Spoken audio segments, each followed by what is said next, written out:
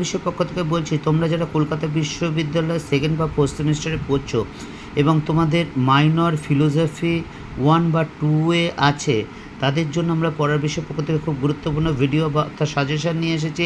এই পেপারটা হচ্ছে তোমাদের ভারতীয় দর্শনের রূপরেখা বা আউটলাইন অফ ইন্ডিয়ান ফিলোসফি।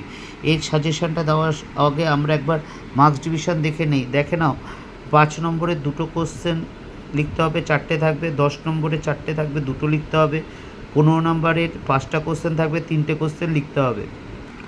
আমরা 10 বা 15 কোনো আলাদা কোনো করিনি, আমরা একসাথেই করেছি এবং আমরা টোটাল সাজেশনটাকে 3টে ভাগে ভাগ করেছি। একটা হচ্ছে 2টো স্টার, যেগুলো আমাদের ফার্স্ট টার্গেট, এগুলো খুব ভেরি ইম্পর্টেন্ট। তারপর হচ্ছে 1টা স্টার, যেগুলো খুবই ইম্পর্টেন্ট, এবং তারপর আছে কোনো স্টার দেওয়া নেই। এইভাবে দেখে পড়বে, কারণ 11টি কোশ্চেন একই রকম, 12টা কোশ্চেন একই রকমভাবে পড়ে যাওয়া সম্ভব নয়।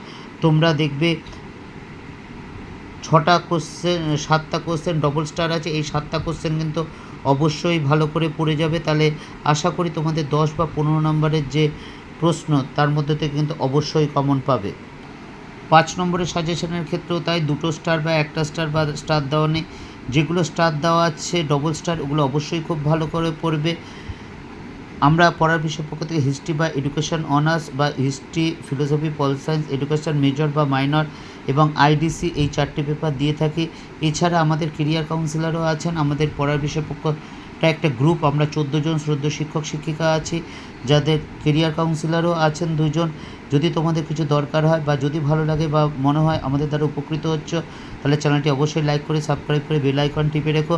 এছাড়া আমরা বিগত সেমিস্টারে যে সাজেশানগুলো দিয়েছি, সেই সাজেশানগুলো দেখো।